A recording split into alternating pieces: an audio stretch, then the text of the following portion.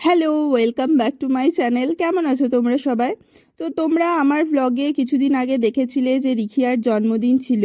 আর ওর জন্মদিনটা যেহেতু উইকডেজে পড়েছিল, সেই জন্য বাইরের কাউকেই আমরা বলতে পারিনি। তাই আজকে শনিবারে বাইরের যাদেরকে বলার ছিল তাদেরকে আজকে সন্ধেবেলায় ডেকেছি। আর সেই জন্যই এখন আমি যাচ্ছি বাজার করতে। অমিতাভর কিছু কাজ আছে, আর বোন আর মা বেরিয়েছে একটু বাইরে, সেই জন্য আমি একাই এসেছি বাজারে। আর আমার যা যা কেনার মোটামুটি সবই হয়ে গেছে। তবে একটা বড় ভুল হয়ে গেছে, সেটা হচ্ছে যে বড় একটা ব্যাগ আনতে হতো, সেই বদলে আমি ছোট একটা ব্যাগ নিয়ে চলে এসেছি। আসলে আমার এত খিচিবিচিতে আমি ভুলে গেছিলাম যে জিনিসের সংখ্যাটা বেশি। অমিতাভকে আবার ফোন করি, ও আমাকে গাড়ি করে নিয়ে আসে আর সাথে একটা এক্সট্রা ব্যাগও এনেছিল। আর এখন আমরা দুপুরবেলা খাওয়া দাওয়া করে এখন আমি, বোন আর অমিতাভ এই বেলুনগুলো সাজাতে বসেছি। রিখিয়ার প্রত্যেক বছরের জন্মদিনে আমি আর অমিতাভ এভাবেই বেলুন সাজায়। আর এবার যেহেতু বোন আছে তাই অনেকটাই সুবিধে হচ্ছে। ডেকোরেশনের জন্য আমি সমস্তই মেটালিক বেলুন কিনেছি। আর বেলুনগুলোকে রাখার জন্য প্রথমে মেঝেতে একটা পাটি পেতে নিয়েছি। তার কারণ হচ্ছে যখনই বেলুনগুলো আমি ফুলিয়ে মেঝেতে রাখছিলাম তখন মেঝে যেহেতু ঠান্ডা, তো একটা একটা করে সব ফেটে যাচ্ছিল, ওই জন্য একটা পাটি পেতে নিয়েছি। রিখিয়ার 1 বছরের জন্মদিন থেকেই আমি ওর জন্মদিনে কোনো একটা থিম মেনটেন করার চেষ্টা করি, মানে খুব বেশি কিছু না হলেও মোটামুটি যতটা করা যায়। তো এই বছর ভেবেছি যে জঙ্গল থিম করব। ও নিজেই বলল যে মাম্মা আমাকে এবছর জঙ্গল থিমের বার্থডে পার্টি করে দাও। তো সেই জন্য একটু এই বেলুনগুলো কিনে এনেছি, বাঘ, সিংহ, জিরাফ। আর সত্যি কথা বলতে রিখিয়া এখন দুপুরবেলাটা ঘুমায়, তো ওই জন্য আমরা যতটা তাড়াতাড়ি সম্ভব বেলুনগুলো ফোলানোর চেষ্টা করছি, কারণ ও একবার ঘুম থেকে উঠে গেলে আমাদের বেলুন ফোলাতে একটু চাপ হবে। তো দেখো, বলতে না বলতেই ও কিন্তু আজকে বেশিক্ষণ ঘুমায়নি। দুপুরেও মোটামুটি 1.5 ঘন্টা থেকে 2 ঘন্টা ঘুমায়, সেখানে আজকে 40 মিনিটের মধ্যেই ঘুম থেকে উঠে পড়েছে, কারণ ও ঘুমাতে যাওয়ার আগেই জানতো যে বেলুন ফোলানো হবে। তো যাই হোক, আমাদের কাজ কিন্তু এখন অনেকটাই এগিয়ে গিয়েছে, আর কিছুটা বাকি আছে। এই বছর জন্মদিনটা দুভাগে ভাগ করে কিন্তু বেশ আমাদের অনেকটাই সুবিধে হয়েছে।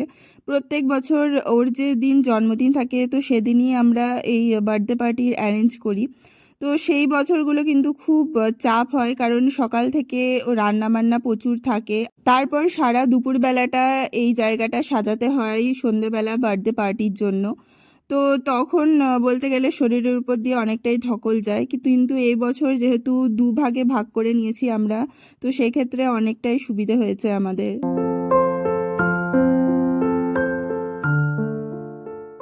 জঙ্গল থিম করার জন্য আমি ফার্স্টে ভেবেছিলাম যে ইয়েলো আর গ্রিন কালারের বেলুনই চুজ করব, কিন্তু তারপর ভাবলাম যে শুধু দুটো কালার করব না, কারণ একদমই বাচ্চার যেহেতু জন্মদিন সেই জন্য একদম ফিকে ফিকে লাগবে। ওই জন্য মাঝে মাঝে আমি অন্যান্য কালার দিয়েছি। আর এখানে তোমার যে অ্যানিম্যালগুলো আছে সেগুলোকেও আমি আঠা দিয়ে আটকে দিয়েছি। সিলিংয়ে এবছর খুব একটা বেশি সাজায়নি, আগের বছর বলতে গেলে পুরো সিলিংটাই বেলুন দিয়েছিলাম।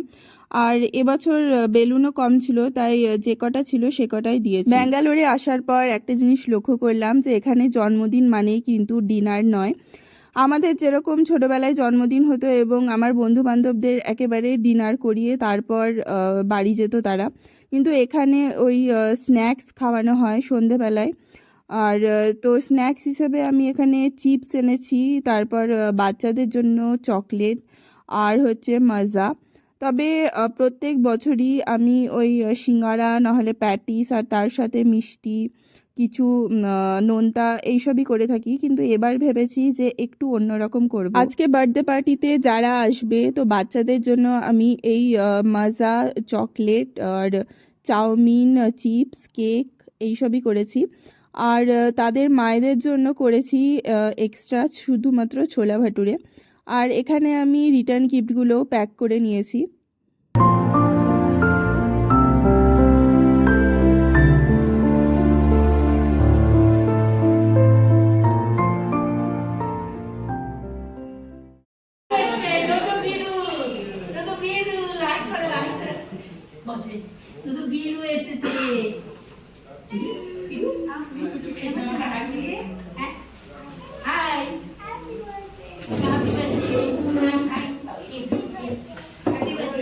थैंक यू बोलो।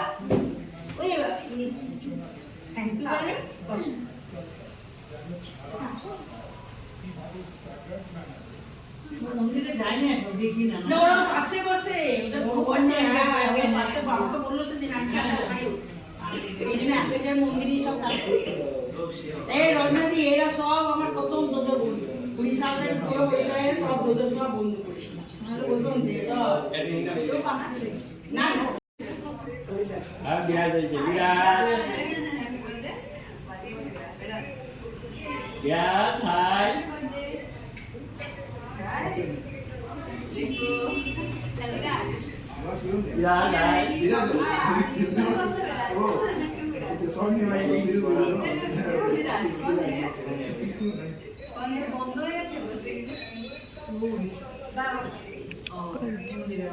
কেকের অর্ডারটা আমরা দোকানে গিয়ে দিয়ে এসেছিলাম আর ওরা বলেছিল যে বাড়িতে ডেলিভার করে দেবে। তবে জানো তো, একটা সবথেকে বড় ব্লান্ডার হয়ে গেছে, সেটা হচ্ছে যে কেকের ওপরে রিখিয়ার নামটাই ওরা লিখতে ভুলে গেছে। আর আমি ডেলিভারি নেওয়ার সময় তাড়াহুড়োতে নোটিশও করিনি যে কেকের ওপরে ওর নামটা নেই। তো যাই হোক, আমরা ওকে ফোন করে বললাম কেকের দোকানে যে এরকম আপনারা নামটাই লেখেননি। তো ওরা অনেকটাই সরি চেয়েছে।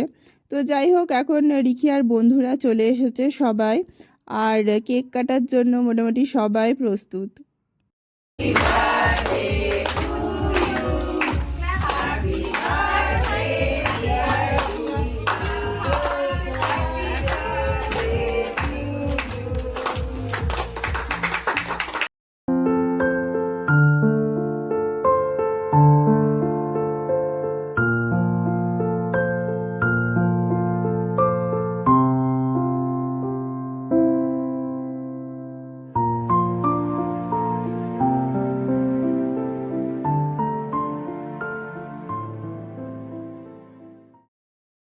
তো ছোট ছোট সব বাচ্চাদেরকে কেক দিয়ে দিয়েছি, আর রিখিয়াকে দেখো কি সুন্দর চেটে চেটে কেকগুলো খাচ্ছে।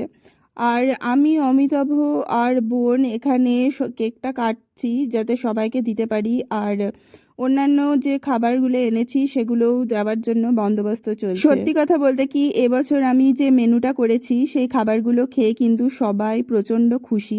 আমি প্রত্যেককে ইন্ডিভিজুয়ালি জিজ্ঞেস করেছি যে কেমন হয়েছে, তো সবাই বলল যে খুব ভালো হয়েছে। আমার কাছে যে কোনো অনুষ্ঠানে ডেকোরেশনের থেকেও কিন্তু খাওয়া দাওয়াটা খুব বেশি ম্যাটার করে। আমি যে কোনো কাউকে বাড়িতে নেমন্তন্ন করে ডেকে খাওয়াচ্ছি, সেই খাবারটাই যদি ভালো না হয় আর সেই খাবারটা খেয়ে যদি তিনি তৃপ্তি না পান, তাহলে কিন্তু আমার মনে হয় যে পুরোটাই বৃথা। তো যাই হোক, এখানে অমিতাভর বন্ধু এসছে এবং ওর যে ছেলে সে ডান্স করছিল, ও ডান্স শেখেও। আর রিখিয়া তোমার ওর দেখে দেখে একটু চেষ্টা করছে।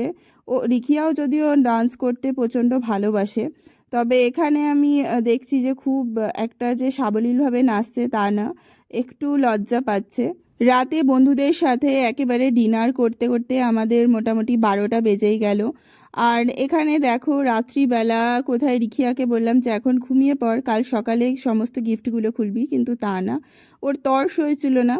তো যাই হোক, এখন সমস্ত গিফটগুলো বিছানায় ঢেলেছে এবং দেখছে যে কে কোনটা গিফট দিয়েছে। আর ওর এই জিনিসটা কিন্তু আমার মতে ও আমার থেকেই পেয়েছে, কারণ আমিও এক্স্যাক্টলি এরকমই করতাম।